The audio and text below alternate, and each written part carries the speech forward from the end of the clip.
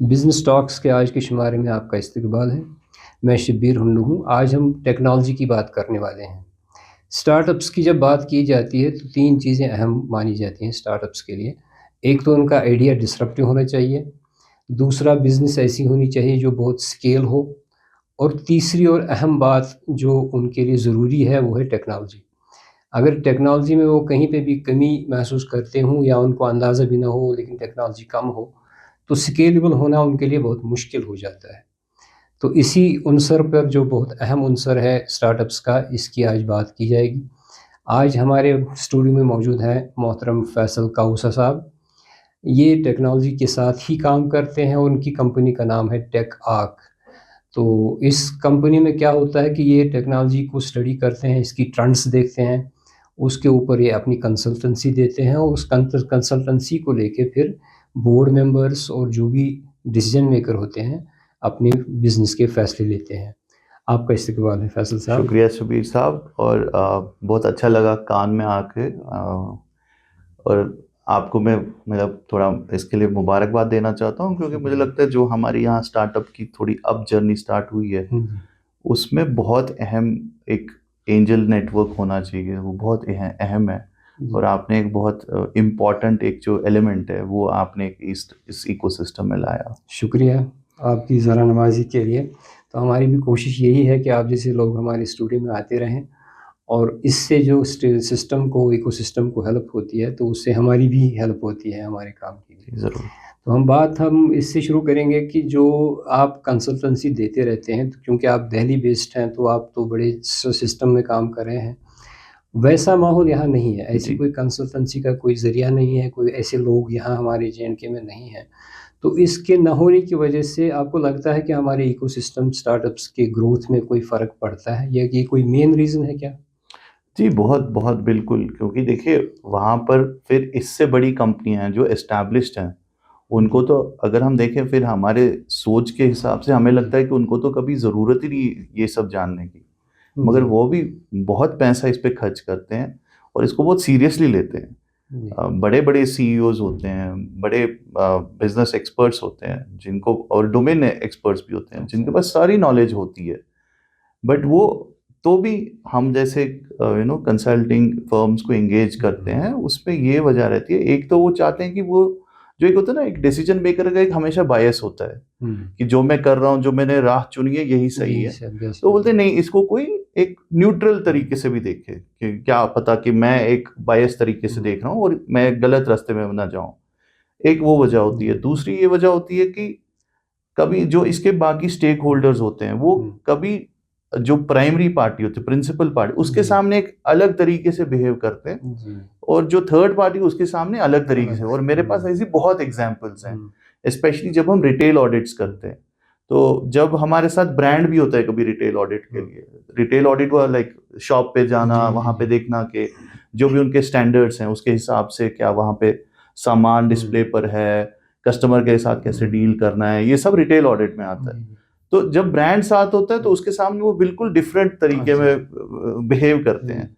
और जब हम उनको पूछते हैं रिटेलर्स को कि अच्छा आपको कोई इशू तो नहीं, बोलते हुँ, नहीं सब अच्छा, सब बहुत ठीक चल अच्छा। रहा है। लेकिन फिर जब हम न्यूट्रली करते हैं, ब्रांड हुँ, नहीं होता, तब वो हमारे को रियलिटीज बताते हैं। अच्छा, और वो इनफैक्ट हेल्प करता है ब्रांड को, जी, जी, क्योंकि वो होता है ना, वो एक अदरवाइज आप एक इल्यूजन में रह रहे हो कि हुँ, सब ठीक है, सब ठीक है, हुँ, जब तक फिर कुछ गड़बड़ ना हो जाए। हुँ, तो ये बहुत इम्पॉर्टेंट है कि एक थर्ड पार्टी आ जाए जो आपकी जो, इनफैक्ट अगर आप देखो ना, आज के टाइम में हुँ, डिसीजन नहीं लेना होता, आपने डिसाइड कर लिया होता है, आप हुँ, सिर्फ उसको वैलिडेट करना चाहते हो। सही है। और वहां पे रोल होता है एक कंसल्टिंग फर्म का, हुँ, जो कि इसको वैलिडेट करती है न्यूट्रली जी, विदाउट एनी बायस।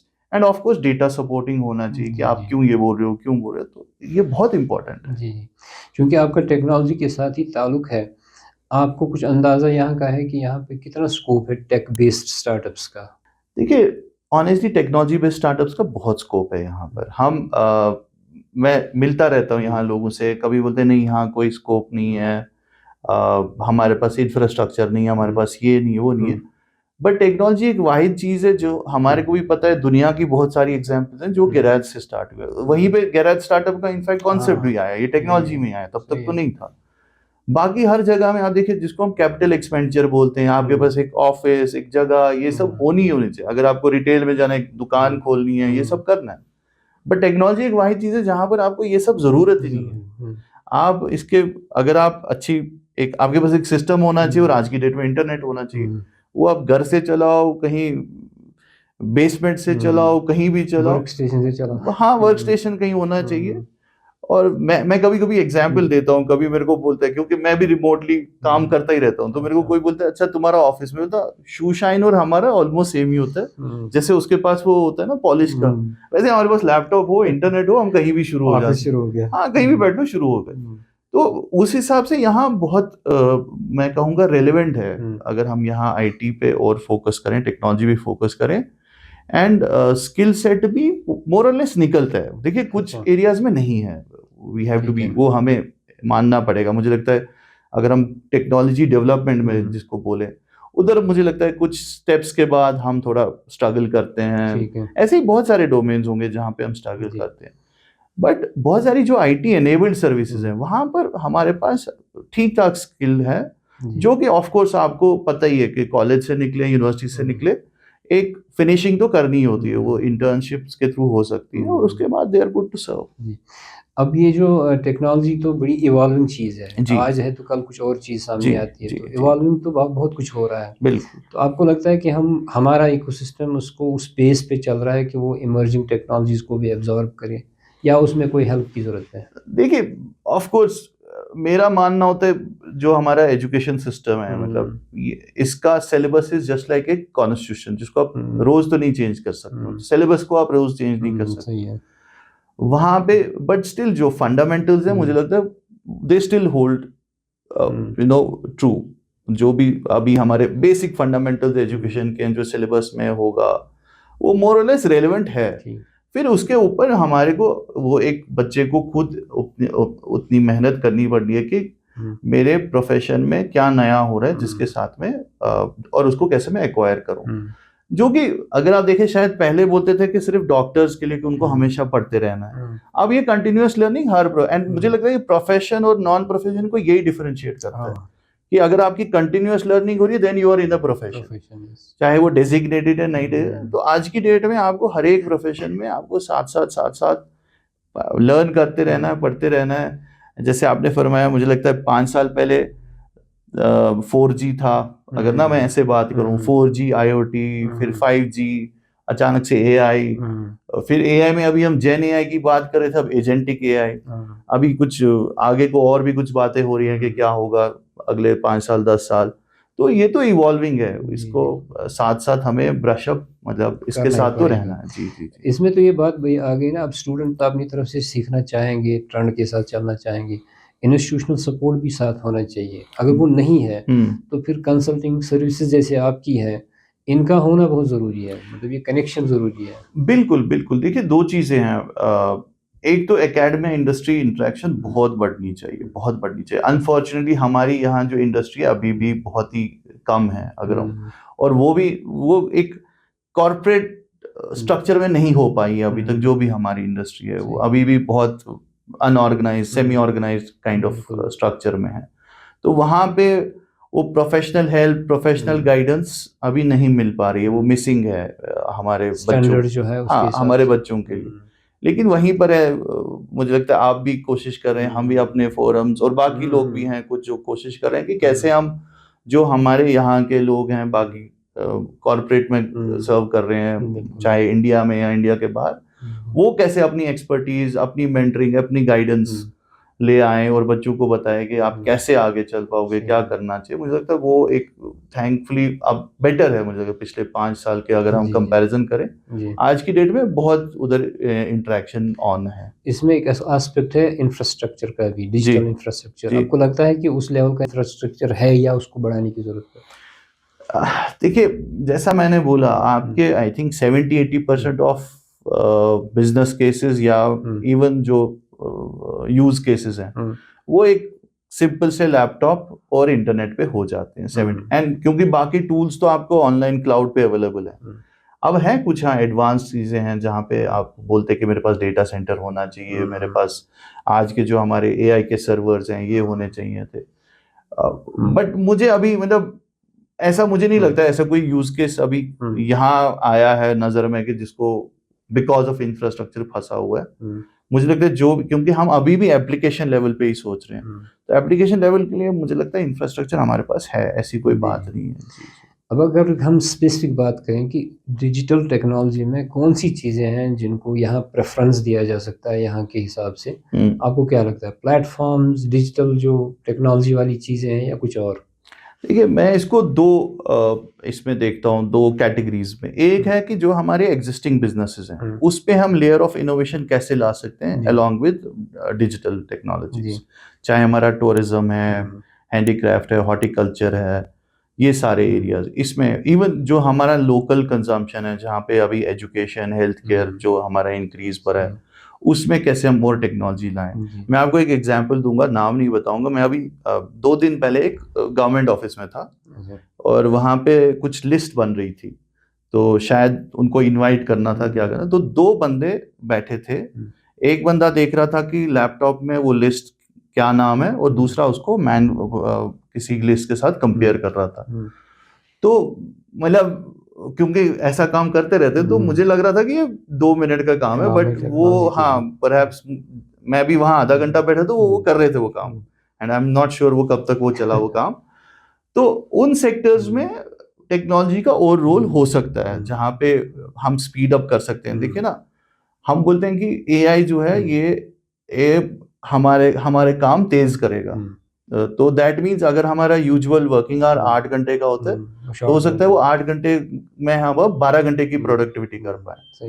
ना यहाँ बिकॉज ऑफ वेदर या स्पेशली वेदर हमारे वर्किंग आवर्स थोड़े कम ही रहते हैं, तो मुझे लगता है हमें और एआई यूज करना चाहिए ताकि अगर हम उन्हीं 5-6 घंटों में 10 घंटों का काम कर पाए, वो भी बड़ी बात है। तो एक तो उन सेक्टर्स में हमें करना चाहिए, दूसरा है जो कुछ नए सेक्टर्स पॉसिबल हो सकते हैं।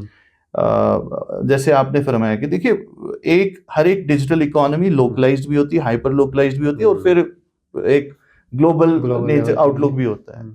जैसे कि अगर हम देखें जॉब्स में तो जैसे Naukri.com है एक प्लेटफॉर्म, तो वो तो कहीं से भी हम एक्सेस कर सकते हैं, कहीं भी यूज कर सकते हैं। बट मुझे लगता है कि एक हाइपर लोकलाइज्ड हर एक चाहे एचआर, फिनटेक या जो भी कुछ हम इनको बोल सकते हैं पार्ट ऑफ इंफ्रास्ट्रक्चर या प्लेटफॉर्म्स, इनका थोड़ा स्कोप तो है जो जहाँ पे हमारे बच्चे ट्राई कर सकते हैं। सही। अगर हम चेंज अब लाना चाहते हैं और इसको मेथोडिकल बनाना चाहेंगे तो आपके हिसाब से क्या पहले करना चाहिए? स्किल डेवलपमेंट चाहिए, इंफ्रास्ट्रक्चर डेवलपमेंट चाहिए या डिजिटल नॉलेज का ट्रांसफर चाहिए? क्या पहले आना चाहिए? देखिए टू बी ऑनेस्ट मुझे लगता है ये सब पैरेलल चलेंगे, बट है क्या, मुझे लगता है हमें जैसे हमारी पॉलिसी भी जो आई थी स्टार्टअप्स की, अगर हम बात करें उसमें फोकस एरियाज आइडेंटिफाई किए गए, बट जब हम उनको पढ़ते हैं तो वहाँ ऑलमोस्ट हर एक सेक्टर को लिखा है। सो कुछ हमें डिस्टिंक्शन कुछ करना पड़ेगा, कुछ सेक्टर्स को अगर हमें उनको सच में प्रायोरिटी में लेना है, अगर हमें टेक्नोलॉजी या डिजिटल सेक्टर को भी प्रायोरिटी में लेना है तो इसको हमें एक डिस्टिंक्शन के हिसाब से लेना पड़ेगा। क्योंकि हो सकता है हॉर्टिकल्चर या एग्रीकल्चर से जो इंस्पायर्ड पॉलिसी हो वो शायद आईटी के लिए या टेक्नोलॉजी के लिए रेलेवेंट ना हो। मैं आपको एक एग्जांपल दूंगा, यहाँ पर जैसे हमारे पॉलिसी में यूजुअली होता है कि भाई हम इंफ्रास्ट्रक्चर देंगे, जिसमें हमारे पार्क्स होती हैं, वहाँ फिर आप लैंड के लिए अप्लाई करते हो, लैंड एलोकेट होता है। हो सकता है कुछ के लिए वो बहुत एसेंशियल है, बट अगर मैं आईटी की देखूं, आईटी स्टार्टअप की बात, आईटी के लिए वो बहुत लेटर स्टेज में हमें चाहिए, जहाँ पे आपको फिर आप पता नहीं 50 लोग, 100 लोग, 200 लोग की टीम बनाना चाहते हैं, जहाँ पर आप चाहते हो कि ओके मुझे थोड़ा इंफ्रास्ट्रक्चर, फिजिकल इंफ्रास्ट्रक्चर मिले। हो सकता है उसके मुकाबलतन जो मैंने एक बहुत यहाँ एक प्रॉब्लम देखी है, हमारे जब टेक स्टार्टअप्स काम शुरू करते हैं तो उनको ना एक टाइम के बाद एक एक्सपर्ट की जरूरत होती है, जो उनका मान लीजिए वर्चुअल सीटीओ टाइप रहेगा। और अगर मैं आज नेशनल लेवल की बात करूं तो वो ऐसे बंदे हैं जो लगभग 6-7 लाख रुपए मंथ की सैलरी पर है। अच्छा। तो अगर मुझे उसके 1 घंटे 2 घंटे चाहिए, I should be able to afford that. तो हो सकता है कि आईटी के लिए मेरी पॉलिसी में वो इम्पोर्टेंट पार्ट है बनस्बत इसके कि मुझे जमीन मिले या कुछ इंफ्रास्ट्रक्चर मिले। हाँ, तो ये थोड़े मुझे लगता है नुआंसेस आने चाहिए ऑफ कोर्स पॉलिसी लेवल पर, बट जो बाकी चीजें आपने फरमाया लाइक स्किल डेवलपमेंट, इंफ्रास्ट्रक्चर, वो भी साथ साथ जरूरी चलना चाहिए। यहाँ पे एक ना चीज़ जो है, हम कस्टमर रिलेशनशिप जब हम बिल्ड करते हैं, उसके लिए हमें मार्केटिंग की ज़रूरत है। डिजिटल मार्केटिंग का बात तो है, स्कोप भी है, लोग अपनी लेवल पे करते भी हैं। इंस्टाग्राम यहाँ बहुत ही अच्छा प्लेटफॉर्म माना जाता है बिजनेस के लिए। लेकिन तब भी जब हमें असली मार्केटिंग करनी पड़ती है, तो हमें कोई बाहर की कोई कंपनी फिर एंगेज करनी पड़ती है। बहुत बड़ी गैप है जो यहाँ फिल नहीं होती। क्या करना चाहिए इसको ठीक करने के लिए? देखिए ये आपने बहुत एक इम्पोर्टेंट पॉइंट उठाया, क्योंकि जब मैं भी यहाँ बात करता हूँ कुछ स्टार्टअप से, एंटरप्रेन्योर से, मुझे लगता है कॉन्सेप्ट ऑफ डिजिटल मार्केटिंग बहुत ही बहुत ही महदूद है, लिमिटेड है कि क्या सोच है उसकी। देखिए, हमारी मार्केटिंग और सेल्स आजकल हैंड इन हैंड चलती है, स्पेशली डिजिटल प्लेटफॉर्म्स पे। तो हमारी, जब हम यहाँ पे डिजिटल मार्केटिंग जिसको बोल रहे हैं, वहाँ पे मार्केटिंग एंड सेल्स का कोई कनेक्ट ही नहीं होता है। वो एक, जैसे हम इसको दरिया में डाल देंगे, एक ये नेट डाल देंगे और उसमें कोई ना कोई मछली फंस ही जाएगी, हम वैसी ही मार्केटिंग कर रहे हैं कि स्पैम कर दो, कोई ना कोई आ ही जाएगा, रेलेवेंट आ ही जाएगा। बट वो ऑब्वियसली एक मैं बोलूँगा इंटेलिजेंट तरीका भी नहीं है, एक टाइम कंज्यूमिंग है, और वो ना आपको over a period of time demotivate ही करता है, क्योंकि आप ड्रेन आउट कर लेते हैं। हाँ, क्योंकि आपको लगता है मैं 1000 लोगों के पास पहुंचा, वहां से एक लीड आई है, ठीक है। तो वो ऑप्टिमाइजेशन की जरूरत है, वहां पे टेक्निक्स हैं, क्योंकि अगर आप डिजिटल मार्केटिंग देखो, इसकी एक ये जो खूबी है, इसमें सब कुछ ट्रेसेबल है। जैसे अगर मैं प्रिंट का उसके एग्जाम्पल लूँ, मैंने एक एड दिया, किसी अखबार में दिया यहाँ लोकल, अब वो बोलता है कि मेरी इतनी सर्कुलेशन है, फिर हम बोलते हैं अच्छा इतने लोगों ने देखा, मुझे पता नहीं उसमें कितने रेलेवेंट है, क्या है, तो वो बस वो ये स्प्रे कर दो, कोई ना कोई रेलेवेंट देख लेगा। वहां पे गेस पे ही हम काम करें। डिजिटल का वो नहीं है, डिजिटल में तो मेरे को पूरा पता है कि मैं किसको टारगेट कर सकता हूँ, किस तक पहुंच सकता हूँ, इसकी नीड्स क्या है, उसकी थोड़ी प्रोफाइलिंग क्या है।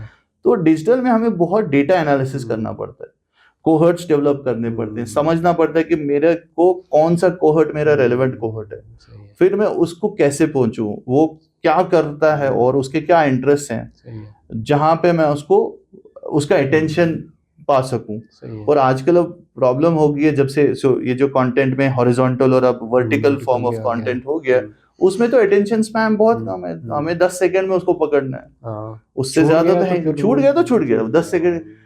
मुझे लगता है एज कंज्यूमर्स हमारे को भी बहुत टाइम ऐड आता है, अगर हमने उस टाइम पे वो देखा नहीं, फिर तो वो ऐड ढूंढना ही मुश्किल होता है, वो कहाँ मैंने देखा था, पता ही नहीं होता वो ऐड कहाँ देखा।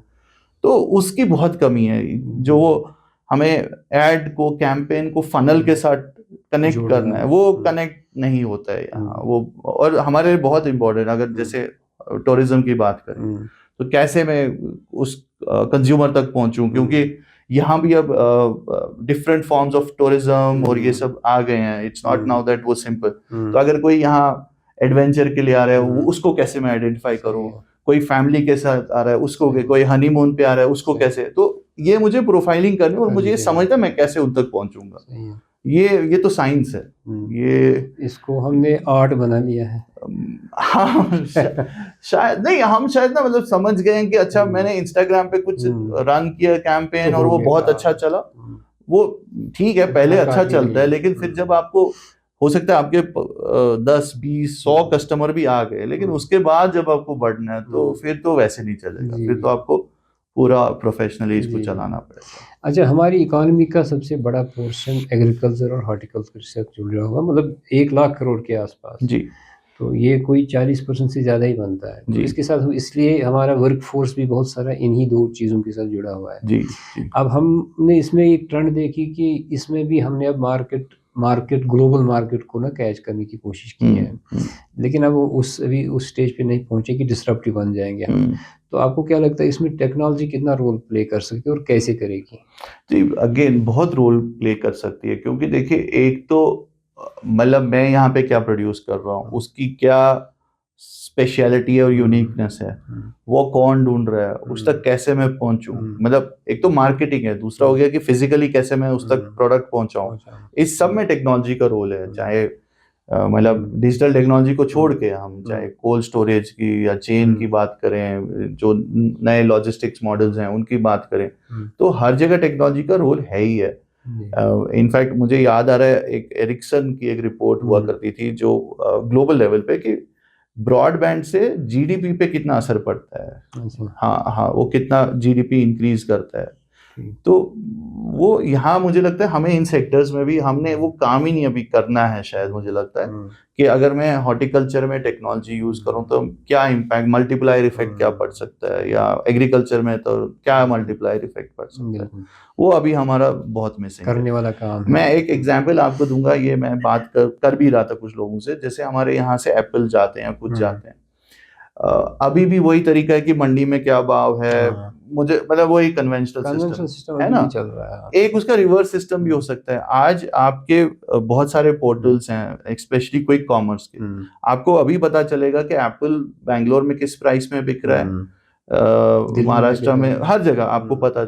सो जिसको हम प्राइसिंग ट्रैकर्स बोलते हैं, तो हमें वहां से देखना है कि एंड मार्केट में कितने का बिक रहा है, तो मेरी प्राइसिंग शायद बेटर हो सकती है। बिल्कुल। ये नहीं है कि मैं ज्यादा प्रॉफिट करूं, बट हो सकता है कि मुझे समझ आए कि इसमें कितना मार्जिन है जो मैं कहीं और यूज कर पाऊं वो मनी, जहां से मैं अपनी इनोवेशन को सपोर्ट कर पाऊं। बिल्कुल तो मैं नहीं बोल रहा हूँ कि हाँ वो देखेंगे अच्छा उधर इतने का बिक रहा है तो मैं क्यों कम ले रहा हूँ, सही। बट वो एक मेरे पास एक विजिबिलिटी आएगी। बट मैंने बहुत लोगों से बात की, मुझे नहीं लगता कोई यहाँ देखता है कि ब्लिंकिट पे या जो भी बाकी क्विक कॉमर्स के प्लेटफॉर्म्स, वहां पे सिंपल एप्पल कितने का बिक रहा है, तो मुझे समझ आता कि मेरे एंड मार्केट में। सिमिलरली टूरिज्म का वहाँ पे ये मुझे मतलब अगेन मैंने कुछ लोगों से बात भी करी, हम कंपैरेटिवली देखते ही नहीं है कि जो इन कंपैरिजन टू कश्मीर कुछ और जगहें हैं जहाँ कस्टमर पीपल ये लोग विजिट करना पसंद करते हैं, वहाँ क्या रेट्स चल रही हैं, क्योंकि हर एक कॉम्पिटिटिव एनवायरनमेंट में है। इवेंचुअली कंज्यूमर डिसाइड करता है कि मैं वहां जाऊं, यहाँ जाऊं, वहां क्या फायदा, यहाँ क्या फायदा। तो इसके लिए मतलब ये तो मैंने आपको बस एक प्राइसिंग की एग्जांपल बताई, जो रिसर्च भी है और ये और भी कुछ हो सकता और भी है। बहुत चीजें हो सकती हैं। जी श्योर। ये आपको लगता है इतना बड़ा इलाका है कि यहाँ पे ओटीटी जैसे या ई लर्निंग या फिर फिनटेक जैसे प्लेटफॉर्म कोई रोल अदा कर सकते हैं? देखिए जैसे मैंने बताया कि स्कोप लिमिटेड है, क्योंकि इवेंचुअली हमारे एक मतलब पॉपुलेशन अगर मैं JNK भी की लूँ उतनी बड़ी तो है नहीं, और कुछ अगर हम टॉप डाउन एनालिसिस देखें कुछ इंडस्ट्रीज का हमने करा है, तो यूजुअली JNK 1-1.5% के बीच में ही कंट्रीब्यूट करता है बेस्ट, मतलब डिजिटल साइड में बेस्ट 2%, उससे ज्यादा तो कहीं नहीं कंट्रीब्यूट करता है। तो उस सिनारियो में तो हमारा कंट्रीब्यूशन बहुत कम है। तो अगर हम कुछ ऐसा रखें भी तो वो बियॉन्ड अ पॉइंट तो स्केल नहीं कर पाएगा। बट फिर वही क्वेश्चन है कि कोई चीज स्ट्रेटेजिकली इंपॉर्टेंट है, कोई चीज स्केलेबल है। तो ये चीजें मुझे लगता है स्ट्रेटेजिकली इंपॉर्टेंट है, जो मतलब these are like essential building blocks, ये होने ही होने चाहिए हमारे पास। हम इन बातों से नए लड़कों को, नए लड़कियों को जिनको इसमें शौक होगा और शौक बढ़ेगा इन बातों से कि इसमें डिजिटाइजेशन में या डिजिटल प्लेटफॉर्म क्रिएट करने में बिजनेस छुपी हुई है और ये हर एक सेक्टर के साथ जुड़ सकती है। इसका मोनेटाइजेशन का क्या सिस्टम रहेगा, कैसे किया जाएगा मोनेटाइज? देखिए 2 तरीके हैं ब्रॉडली मोनेटाइज का। एक हो गया B2C, तो कंज्यूमर सेंट्रिक कोई बिजनेस सोचने का, और B2B जहाँ पे आप जो बाकी बिजनेस है उनके कैसे आप पार्टनर बन सकते हो और उनको आप बिजनेस सर्विसेज दे सकते हो। ये अभी जो ओवरऑल अगर हम टेक्नोलॉजी का सिनारियो देखें, जहाँ पे सब कुछ हर कोई सोच रहा है कि मैं AI कैसे इम्प्लीमेंट करूँ, AI फर्स्ट और AI ड्रिवन कैसे बनूं, उसमें जो एक बड़ी अपॉर्चुनिटी है, चाहे हमारा डेटा है, कंटेंट है, मुझे इसको AI रेडी बनाना है, और वो है नहीं अभी। हाँ मतलब AI के मॉडल्स सबके पास हैं, डेटा साइंटिस्ट हैं, बट जब वो डेटा चाहते हैं जिसपे वो मॉडल्स रन करें, वो बहुत जगहों पे अवेलेबल नहीं है, specially in this part of the world तो बहुत कम ही डेटा होता है। तो वो एक अच्छी अपॉर्चुनिटी है जहाँ पे मुझे लगता है इनफैक्ट, क्योंकि वहाँ पे हम ये भी देख रहे होते हैं कि ये लो कॉस्ट कैसे बने, सेंस भी बनना चाहिए कि उस डेटा को, डेटा ट्रांसफॉर्मेशन जिसको बोलते हैं, डेटा कलेक्शन तो छोड़िए, मतलब डेटा, तो वो कॉम्पिटिटिव बनना चाहिए ना हाँ, तो वो डेटा ट्रांसफॉर्मेशन एक low cost Tier 2 Tier 3 place से ज्यादा सेंस बनती है उसकी। तो वो एक एरिया है जहाँ पे मुझे लगता है हम मोनेटाइजेशन कर सकते हैं और वो अच्छे से स्केलेबल है।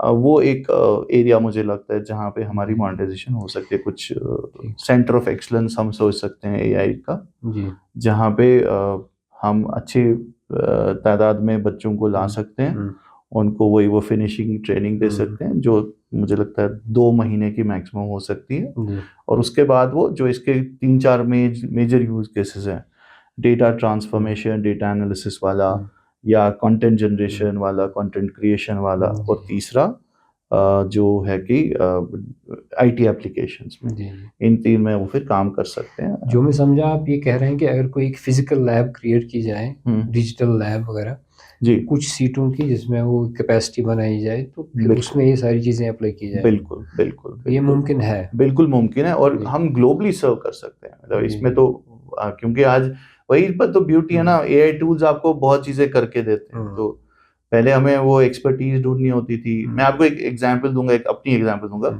तो मेरा एक क्लाइंट यूएस का था, तो उनका, और वो पब्लिशिंग हाउस है, अच्छा। तो उनके लिए हम रिसर्च रिपोर्ट्स बनाते थे। जी। बट क्या होता है, हर एक का ना अपना एक अपना स्टाइल होता है, अपना ये होता है। तो जब हमने पहले अपने डिलीवरेबल्स उनको भेजे, तो उनको वो उनके लेवल के नहीं लगते थे। अच्छा। तो वहां पे हमने एआई की मदद ली। हमने एआई को ही पूछा कि हमें बताओ इनका स्टाइल क्या है, रिक्वायरमेंट क्या है, ये कैसे लिखते हैं, इनको स्टडी करो। तो हमें वहां से सजेशंस मिली कि हमारा कंटेंट कैसे उनकी लेवल का हो सकता है, और फिर वो गैप फिलअप हो गई। हमारे यहाँ एजुकेशन इंस्टीट्यूशंस, इनक्यूबेटर्स तो कहने के लिए 2 4 5 है, ज़्यादा नहीं है। इनके यहाँ टेक्नोलॉजी से क्या कुछ आपको लगता है कि एक वैल्यू एडिशन होगी, और फिर हम उस लेवल पे आ सकते हैं जहाँ पे हम स्टार्टअप्स को लाना चाहते हैं?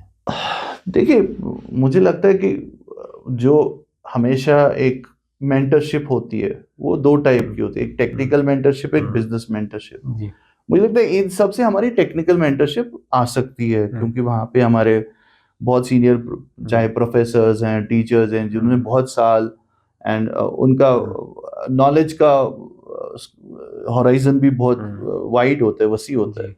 तो वो तो डेफिनेटली हेल्प कर सकते हैं अपने जो हमारे स्टार्टअप्स हैं, एंटरप्रेन्योर्स हैं, उनको टेक्निकली कैसे वो अपना प्रोडक्ट है या आइडिया है, उसको कैसे टेक्निकली वो सॉलिड बनाए, एक अच्छा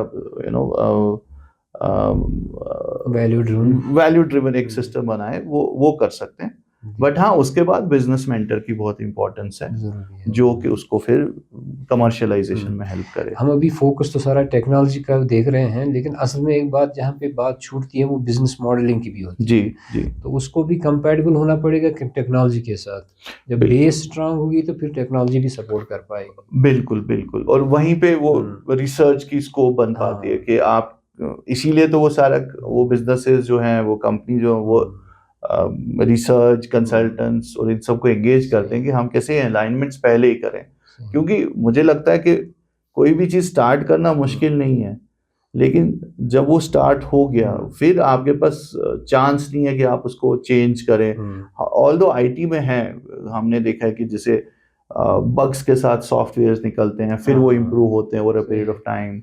या ऑटो में हमने बहुत बार देखा है कि कार्स रिकॉल की जाती हैं, बट रिकॉल करके भी एक माइंड में तो होता ही है कि क्या ये उतनी अच्छी गाड़ियां नहीं बनाते। तो बिजनेस में भी यही है कि मैं जब मार्केट में जाऊं, तो तब तो it should be almost perfect, कोई उसमें गैप नहीं होनी चाहिए, वैलिडेटेड टेक्नोलॉजी पूरा। तो वो जो अलाइनमेंट्स हैं और वो जो फिटमेंट्स हैं, वो तो रिसर्च के थ्रू ही आ पाती हैं। You get all those understanding. Means you have to do your homework best. बहुत बहुत होमवर्क, और ये कंटिन्यूअस होनी चाहिए। मतलब देखिए ना, अगर मैं आपको एग्जांपल्स बताऊं जहां जहां रिसर्च हम यूज करते हैं, मतलब एक तो मैंने रिटेल ऑडिट का आपको बताया कि मेरे को याद है, एक रिटेल नॉन टेक ब्रांड का, फैशन का ब्रांड था उनका। हमारे को ये भी था कि जब आपका बंदा वहां जाएगा या आप जाओगे हमारे आउटलेट में, आपने देखना है कि 2 हैंगर्स में स्पेस कितनी है। अच्छा।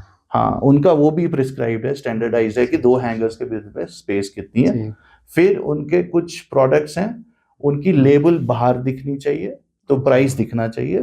कुछ की लेबल्स अंदर होनी चाहिए, प्राइस नहीं दिखना चाहिए, क्योंकि वो प्रीमियम कंज्यूमर है, वो प्राइस कॉन्शियस नहीं है। लेकिन दूसरा उनको लगता था कि ये लो सेगमेंट है, यहाँ पे वो प्राइस देखना चाहिए, तो उसको लेबल दिखनी चाहिए। तो ये लेवल ऑफ स्टैंडर्डाइजेशन। वैसे एक बैंक की एग्जांपल थी कि जिन दिनों एटीएम्स नहीं थे, थोड़ी पुरानी एग्जांपल है, कि क्यू में कितना टाइम एक बंदे को लगता है। अच्छा। चाहे वो काउंटर पे जाए पैसा निकालने या डिपॉजिट करने या कोई भी चीज करने, तो वो टाइम कितना लगता है वो मेजर करना होता है। सही। दूसरी एग्जांपल उसमें होती थी जो कस्टमर सेंट्रिसिटी की बात आती है कि अगर किसी को लोन अप्लाई करना है तो वो कॉल सेंटर कॉल करे और उसको क्या क्या वो बताता है, तो वो उसको सारी चीजें बताता है कि नहीं बताता है जो अच्छा। उसके लोन में ज़रूरी रिक्वायरमेंट्स है। हैं ये हैं। तो ये कुछ एग्जांपल्स हैं ऐसे ही। कुछ जैसे टेक्नोलॉजी में और ये अदर बिजनेसेस में भी होता है कि अगर मेरे को किसी सिटी में या किसी रीजन में मेरा मार्केट नहीं बढ़ रहा है तो वहाँ मैं मार्केट शेयर कैसे बढ़ाऊँ, क्या करूँ, जिसका चल रहा है उसका क्यों चल रहा है। तो ये सारे रिसर्च में ही आपके प्राइसिंग का बहुत इंपॉर्टेंट होता है, मेरी प्राइसिंग क्या होनी चाहिए, पैकेजिंग कैसी होनी चाहिए, ये सब आपको रिसर्च से मिलता है। अभी जैसे आजकल एआई का चल रहा है, तो आजकल बहुत सारा हमारे जो स्मार्टफोन जो ब्रांड्स हैं उनका काम होता है कि भाई हम अपने कंज्यूमर को एआई देना चाहते हैं डिवाइस में। एक तो कौन से फीचर उनको अच्छे लगते हैं, सेकंड क्या वो उन फीचर्स के लिए पैसा देने के लिए तैयार हैं कि नहीं है, तो फिर वो वैसे ही डिसाइड करते हैं। अगर पैसा देने के लिए तैयार है तो ये मोनेटाइजेबल है, अगर नहीं तैयार है तो इससे फिर मैं एक्सपीरियंस बेटर कर सकता हूँ। डिजिटली ट्रांसफॉर्म्ड कश्मीर जी 5 साल 7 साल के बाद आपको कैसा लगता है? देखिए अभी जो मुझे दिख रहा है ना कि हम एक यूनिफाइड एक्सपीरियंस नहीं दे रहे हैं कंज्यूमर को। जैसे वो है ना कि एक टूरिस्ट है तो उसको 10 चीज़ों की ज़रूरत है, वो वैसा अभी है नहीं कोई प्लेटफॉर्म। अगर मैं वैसे देखूं वो स्कैटर्ड है, छोटी छोटी जगहों पे है ना, छोटी छोटी। हाँ, तो किसी ने अपना कुछ डिजिटल प्लेटफॉर्म किया बट वो भी कन्फाइंड है, ये भी कन्फाइंड है। अच्छा, फिर अगर है भी कहीं तो वो पूरी मतलब फ्रॉम डिस्कवरी टू सेल वो पूरी प्रोसेस नहीं है कहीं पर, वो भी ब्रोकन है। ये है अगर हम बिजनेस साइड में देखें, मोर और लेस बिजनेसेस में ऐसा ही है। अच्छा, फिर अगर हम देखें कुछ बिजनेसेस की वेबसाइट्स, तो वो अभी भी वो पुराने स्टाइल की वेबसाइट्स है। नॉट कि मतलब look and feel, I am saying website के फंक्शंस ही चेंज हो गए हैं। पहले तो वेबसाइट आप एक डिस्प्ले पे रखते थे, बताते थे कि मैं क्या हूँ क्या हूँ। सो एक टाइम पे वेबसाइट जस्ट एक एड्रेस की तरह था, लेकिन आज वेबसाइट है जहाँ पे आप बिजनेस करते हो, इंटरेक्टिव है, बिजनेस करते हो, जहाँ पर आप एक्चुअल सेल परचेज हो रही होती है। तो वो एक उसकी तरफ मुझे लगता है और बिजनेसेस जाएंगे और जाना भी चाहिए। वैसे ही अगर हम बाकी देखें मतलब गवर्नेंस या पब्लिक अफेयर्स की जो चीज़ें हैं उनमें भी मुझे लगता है बहुत जगह पे ऐसी चीज़ें हो सकती हैं जहाँ गैप है अभी बहुत बड़ी। ऑब्वियसली मैं बोलूँगा स्कोप है। मतलब मुझे लगता है कि अगर हम इस जर्नी पे कुछ स्टार्ट करते, जो कि हम अनफॉर्चुनेटली नहीं कर पा रहे हैं, बहुत टाइम से हम देख रहे हैं कि नहीं होता है वो स्टार्ट। वो अगर स्टार्ट हो जाता, मुझे लगता है हमें 2-3 साल बहुत अच्छे हो जाएंगे और 3 साल 4 साल के बाद हम एक रियली जो आप बोल रहे हो डिजिटली ट्रांसफॉर्म कश्मीर हमें दिखना शुरू हो जाएगा। हमारे चाहे हॉस्पिटल्स हो, बहुत सारी चीज़ें जहाँ पे हम कुछ ना कुछ कर सकते हैं डिजिटली। जी, आखिर में बताइए, जो एस्पायरिंग एंटरप्रेन्योर्स हमारे पास भी मेंटरशिप के लिए लड़के आते हैं तो पूछते रहते हैं, आपकी क्या एडवाइस होगी उनके लिए? टेक्नोलॉजी के प्लेटफॉर्म से बताइए और जनरल भी बताइए। देखिए टेक्नोलॉजी के प्लेटफॉर्म से कि मुझे लगता है कि टेक्नोलॉजी को हमें एक साइड लेन चला के नहीं चलना है। मेरे को चाहे मेरा बिजनेस मुझे लगता है कि मेरे को फ्रूट्स बेचने का है, मुझे टेक्नोलॉजी सोचना चाहिए, उस टेक्नोलॉजी के प्रिज्म या एंगल से सोचना चाहिए कि टेक्नोलॉजी कहाँ पे मैं लाऊंगा। क्योंकि एक डायरेक्ट कोरिलेशन भी है। अगर हम देखें जो वैल्यूएशन अगर ग्लोबली भी देखें, जो बड़ी कंपनी है वो भी टेक ड्रिवन ही है। इनोवेशन होती भी आजकल सिर्फ टेक्नोलॉजी के थ्रू है, तो वो बहुत इंपॉर्टेंट है। अगर आपको एक सस्टेनेबल बिजनेस बनाना है, जो आप बिजनेस सिर्फ आज या 2 साल या 5 साल के लिए नहीं देख रहे हो, तो आपका टेक्नोलॉजी एक प्रिज्म होना ही होना चाहिए बिजनेस के लिए। Second, other than that of course मुझे लगता है कि एज आई सेड, ये 1 साल 2 साल 3 साल की जर्नी नहीं है। तो माइलस्टोन ये नहीं होना चाहिए कि मैं फॉर इंस्टेंस एलिजिबल बनूं किसी गवर्नमेंट स्कीम के लिए, तो ये तो नहीं होना चाहिए। इतना ही टारगेट नहीं होना चाहिए, वो टारगेट नहीं होना चाहिए। वो चीज़ें हैं जो मे बी एडिशनल ये पेरिफेरल इंसेंटिव्स हैं, बट मेरा मेन इंसेंटिव है कि मैं कुछ बना रहा हूँ। वो विजन क्लियर होना चाहिए, मैं क्या बना रहा हूँ, किस लिए बना रहा हूँ, और ये बाकी चीज़ें साथ साथ में आती जाए। और मेंटल मेकअप बहुत इंपॉर्टेंट है। आपका मेंटल मेकअप बहुत स्ट्रांग होना चाहिए, क्योंकि आप कितना भी प्लान करके चलो, दुश्वारियां, हर्डल्स, सेटबैक्स, ये तो होना ही होना है। आप पार्ट कुछ ऑफ भी, बिजनेस है। पार्ट ऑफ बिजनेस है, आपको रेडी रहना है। प्लानिंग आपकी थोड़ी अच्छी होनी चाहिए। हमको मुझे लगता है हम कभी अक्सर बोलते हैं कि बिजनेसमैन झूठ बोलते हैं, वो झूठ नहीं बोलते। मुझे लगता है वो प्लानिंग गलत होती है कि हम वी टेक इट कि अच्छा मेरे को कहीं से, जैसे मुझे लगता है यूजुअली कैश फ्लो में इशू आता है, कैश फ्लो में ये होता है, तो कभी पैसे उसको आने वाले हैं इधर हाँ से उसको लगता है मुझे पैसे आने, वो क्या वो 10 दिन में देगा, बट वो प्लानिंग गलत करते हैं वहां पर। तो वो प्लानिंग थोड़ा हमें और स्टेबल, मतलब एक थोड़ा मेच्योर तरीके से करनी है कि वो 10 दिन नहीं होगा, हो सकता है वो 15 दिन हो, क्या हो, मतलब वो रियलिस्टिकली हमें। और उसमें भी आपको भी पता है वहां पे अगर हम प्रोसेसेस लाएं तब जाके वो थोड़ा और स्ट्रीमलाइन हो पाएगा। जी जी, इसमें टेक्नोलॉजी बहुत अहम इसमें रोल कर टेक्नोलॉजी सकती है। बहुत इम्पोर्टेंट रोल, क्योंकि हमारे यहाँ ये कैश फ्लो का बड़ा सिस्टम है यहाँ ना, जिसमें प्रॉब्लम्स आती रहती हैं। बिल्कुल और बिल्कुल वैसे भी परचेज, सेल, क्रेडिट देने में, इन चीज़ों में सब में खराबी है जो टेक्नोलॉजी से ठीक हो सकती बिल्कुल है। बिल्कुल। मतलब technology is here to stay. हाँ, मैं ये नहीं बताऊंगा कि हमें वो बॉदर करना है कि उनको रिमाइंडर्स जाते जाएं, ईमेल्स, एसएमएस जाएं, क्योंकि बहुत सारे लोग वही बिलीव करते हैं। But there are other processes also जो can be put in place so that you get more, मतलब predictable about your cash flows और बाकी चीजें ऑफ द बिजनेस। फैसल साहब, बातें करने में बड़ा मजा आया, तो आइंदा भी करते रहेंगे। इंशाल्लाह इंशाल्लाह जरूर करते रहेंगे। शुक्रिया आज के लिए।